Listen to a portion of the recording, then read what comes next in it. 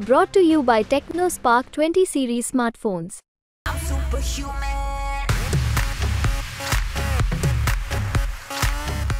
चुनाव में उन्होंने भारतीय जनता पार्टी के उन्होंने भी अपील की, सबसे कहा। बीजेपी में आप अपना किस तरीके का या अपनी पत्नी का कैसा भविष्य है? हम अपना राजनीतिक भविष्य जौनपुर में ठीक देखते हैं। हम जनता के बीच में राजनीति करते हैं। जनता हमको हमेशा प्यार देती है, कभी मत घटा नहीं, हमेशा बढ़ता जा रहा है। इसका मतलब लोग आपको चाहने वालों की कमी नहीं है।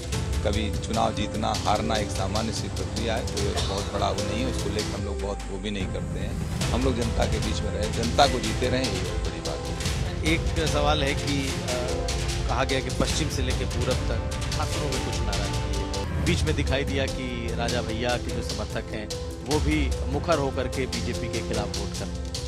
देखिए, राजा भैया की एक अपनी पार्टी है और रही बात क्षत्रियों की, वो अपना निर्णय लेते हैं अपने पार्टी के हिसाब से। दल जब बन जाता है, दल के हिसाब से व्यक्ति निर्णय लेता है।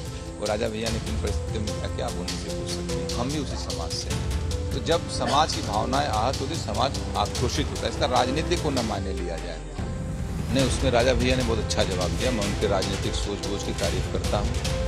इस लोकतंत्र में वास्तविक बात है, ऐसा नहीं होना चाहिए, लेकिन इसको कहने को सब जानते हैं, उसमें कहना कौन सी नई बात कर। जौनपुर में वोटिंग चल रही है और इस वक्त हमारे साथ धनंजय सिंह हैं। इन्होंने अपना वोट भी डाल दिया है, बूथ के बाहर मौजूद है। धनंजय जी, स्वागत है। सबसे पहले तो ये बताइए कि कैसा है चुनाव? चुनाव बहुत अच्छा है और टर्नआउट भी अभी तो ठीक है, लेकिन गर्मी बहुत है। अभी अचानक गर्मी बहुत बढ़ गई है और मैं उम्मीद करता हूं कि टर्नआउट अच्छा रहे, 60% के ऊपर मतदान पड़े। तो अभी लोगों को मोटिवेट किया जा रहा है, सब गांव-गांव लोग कहा जा रहा है, सब लोग निकल के जाएं। तो उम्मीद करता हूं अच्छा टर्नआउट हो। भाजपा को वोट किया होगा आपने और क्या देख रहे हैं इस वक्त? एकदम भारतीय जनता पार्टी को वोट किया है और मैं देख रहा हूं भारतीय जनता पार्टी, हमें लगता है कंफर्टेबल मार्जिन से चुनाव जौनपुर संसदीय सीट जीतेगी। लेकिन क्या समीकरण है? कहा जा रहा था जब आप थे चुनाव मैदान में, आपकी पत्नी थी चुनाव मैदान में, तो पूरा समीकरण गड़बड़ाया हुआ था। अभी ऐसा क्या हुआ कि समीकरण बदल रहा है आपकी नजरों में? नहीं, समीकरण नहीं गड़बड़ाया, उसकी बात नहीं थी। हम चुनाव लड़ रहे थे, हम चुनाव जीतने की स्थिति में थे यहाँ पर। और मेरी पत्नी चुनाव टिकट उनका कट गया, तो लास्ट डे कटा तो हम लोग चुनाव में नहीं जा सके। और ऐसी स्थिति में हम लोगों ने चुना कि भारतीय जनता पार्टी की मदद किया। जब भी हम चुनाव नहीं लड़े हैं तो हमने भाजपा की मदद की है। ये सामान्य है जौनपुर में, हमने हमेशा। इस बार आपको क्या लग रहा है कि आपके जितने समर्थक हैं सभी बीजेपी की तरफ आपके कहने पे वोट कर रहे हैं?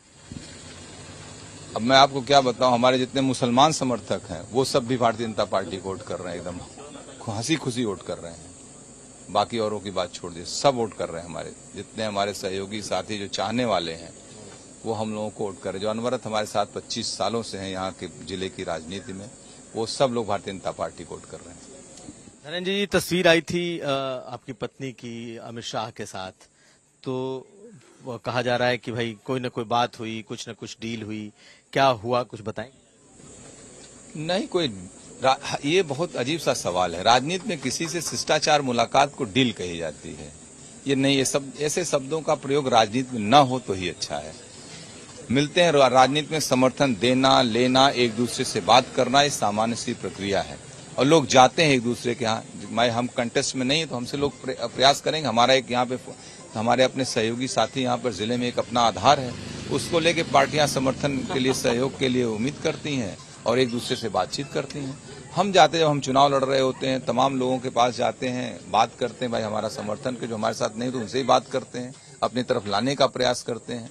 ये तो राजनीति की एक प्रक्रिया है और एक शिष्टाचार। वो जिला पंचायत अध्यक्ष हैं, जिले की महत्वपूर्ण पद पे हैं, तो उनका एक अपना यहाँ पे चुनाव कैंडिडेट थी, तो स्वाभाविक उनका शिष्टाचार भेंट और उनसे चुनाव में उन्होंने भारतीय जनता पार्टी के लिए उन्होंने भी अपील की, सबसे कहा। बीजेपी में आप अपना किस तरीके का या अपनी पत्नी का कैसा भविष्य दें? हम अपना राजनीतिक भविष्य जौनपुर में ठीक देखते हैं। हम जनता के बीच में राजनीति करते हैं। जनता हमको हमेशा प्यार देती है, कभी मत घटा नहीं, हमेशा बढ़ता जा रहा है। इसका मतलब लोग आपको चाहने वालों की कमी नहीं है। कभी चुनाव जीतना हारना एक सामान्य सी प्रक्रिया है, कोई बहुत बड़ा वो नहीं है। उसको लेकर हम लोग बहुत वो भी नहीं करते हैं। हम लोग जनता के बीच में रहे, जनता को जीते रहें, यही बहुत बड़ी बात है। अच्छा, एक सवाल है कि कहा गया कि पश्चिम से लेकर पूरब तक ठाकुरों में कुछ नाराजगी है।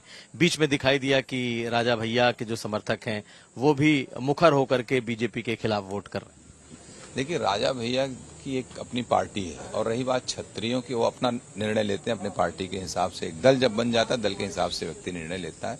और राजा भैया ने किन परिस्थितियों में क्या किया, आप उन्हीं से पूछ सकते हैं। लेकिन जहां तक रही बात क्षत्रियों की नाराजगी की, ऐसा कुछ नहीं है। सवाल इस बात का था कि जब हमारी भावनाएं आहत होंगी, हम भी उसी समाज से हैं, तो जब समाज की भावनाएं आहत होती, समाज आक्रोशित होता है। इसका राजनीतिक को न माने लिया जाए। गुजरात के कांड को लेकर सारी बातें हुई थी। गुजरात में जिन्होंने माले टिप्पणी की, उन्होंने क्षमा मांगा, माफी मांगी। और हम आप कहें, सबसे इजी टारगेट है क्षत्रियों को टारगेट करना। तमाम फिल्मों में लोगों ने टारगेट किया। फिल्मों के स्क्रिप्ट राइटर कौन है, आप उठा के देखिएगा। तब कोई कहने, तमाम दल ऐसे थे जिन्होंने क्षत्रियों के विरोध की राजनीति की। यहीं पे समाजवादी पार्टी का कैंडिडेट जो यहाँ पे लड़ रहे हैं, बगल में मछली शहर सीट से तूफानी सरोज, अभी असेंबली का चुनाव लड़ रहे थे 2022 में, बोले मैं किसी क्षत्रिय ब्राह्मण के घर नहीं जाऊंगा, मुझे उनका वोट नहीं चाहिए, मुझे वोट नहीं लेना है मुझे। इस तरीके की लोकतंत्र में भाषा करने वाले समाजवादी पार्टी लोकतंत्र की बात करती है और उसकी बात करेगी, नीतियों विचारों की बात करेगी। ये कहेंगे हम संविधान बचा रहे हैं। उनका प्रत्याशी विधानसभा में कह रहा है मुझे क्षत्रिय ब्राह्मणों का वोट नहीं चाहिए। हम लोग तो कभी नहीं कहते, हम तो कहते मुझे एक यादव वोट देता, मैं सोचता हूं कि पूरा समाज दिया है। इस तरीके की भाषा का प्रयोग उनके कैंडिडेट करते हैं।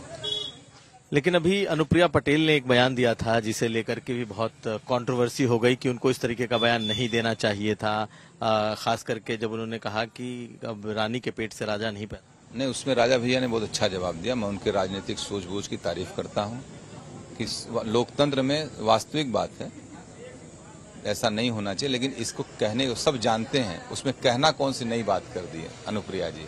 अनुप्रिया जी भारत सरकार में मंत्री हैं, ऐसे वक्तव्यों से उन्हें भी बचना चाहिए। चुनावी लाभ के लिए ऐसे वक्तव्य नहीं देने चाहिए। उन्हें अपने इलाके में तो नुकसान नहीं होगा। जब भी हम कोई भी, हम ही अनुप्रिया जी नहीं, कोई भी, अगर हम किसी की भावनाओं को आहत करेंगे तो निश्चित रूप से उसका दुष्प्रभाव पड़ता है। आखिरी सवाल, आप यहाँ किस तरह के आप जीत को देख रहे हैं? अगर आप दावा कर रहे हैं जीतेंगे तो कैसी जीत देख रहे हैं? और सपा और बसपा दोनों यहाँ पर चुनाव मैदान में है, क्या बिल्कुल बसपा को राइट ऑफ किया जा सकता है या लड़ रही? नहीं, बसपा को राइट ऑफ नहीं किया। देखिए, बसपा का इस प्रदेश में सबसे डेडिकेटेड वोटर है बहुजन समाज पार्टी का। हम बसपा से सांसद रहे हैं, मैंने देखा है बहुजन समाज पार्टी। बसपा को आज जो बसपा का डाउनफॉल हुआ है, उनके कोऑर्डिनेटर्स लोगों ने, चूंकि नेता बहन मायावती जी की पब्लिक में बहुत ज्यादा प्रेजेंस नहीं रहती है, वो पब्लिक विजिट उनका कम रहता है। अगर वो इस देश में, जब उत्तर प्रदेश की मुख्यमंत्री थी और हम लोग सांसद थे, मैंने उनसे एक बार आग्रह किया, अगर वो देश में निकल पड़ी होती ना तो आज देश की तस्वीर कुछ और रही होती। तो उनके कोऑर्डिनेटर्स और तमाम सलाहकार समझा के रख दिए और उन्होंने ही पार्टी को खत्म किया। लेकिन आकाश आनंद के बाद आने के बाद से बसपा के काडर में एक से जोश उत्पन्न हुआ था। लगा कि बसपा फिर खड़ी हो जाएगी, मुझे ऐसा उम्मीद हुआ। तभी मेरी आशा, तभी मैंने कहा, जब पत्नी को उन लोगों ने अप्रोच किया तभी मैंने कहा आप लड़िए भी, क्योंकि मुझे लगा कि अब बसपा जो है आने वाले 2027 तक एक अच्छी फोर्स के रूप में उत्तर प्रदेश में खड़ी होगी। बड़े ईमानदार काडर हैं बसपा के, वो बहुजन समाज पार्टी के साथ रहे। तो आकाश आनंद को विड्रॉ करना बीच चुनाव से आपको लगता है ब्लंडर है, बड़ी भूल, बड़ी गलती की है मायावती? बहुजन समाज पार्टी का नुकसान हुआ है, बहन मायावती जी का या धनंजय कोई व्यक्तिगत नुकसान नहीं है। लेकिन दल जिसको मान्यवर कांसीराम साहब ने बहुत सींच के खड़ा किया था, बड़े आंदोलन, कितने उन्होंने अनुसांगिक संगठन बना के लोगों को खड़ा किया, वो उसमें निश्चित रूप से उसको कमजोरी आई। और आकाश जी जितना जल्दी पुनः आके जिम्मेदारियों को लेकर चलेंगे तो बसपा ठीक फोर्स के रूप में खड़ी होगी। बहुत शुक्रिया बात करने के लिए। तो हमारे साथ थे धनंजय सिंह और इन्होंने खुलकर वोटिंग से लेकर बीएसपी तक बात की है। कुमार अभिषेक, जौनपुर, आज तक।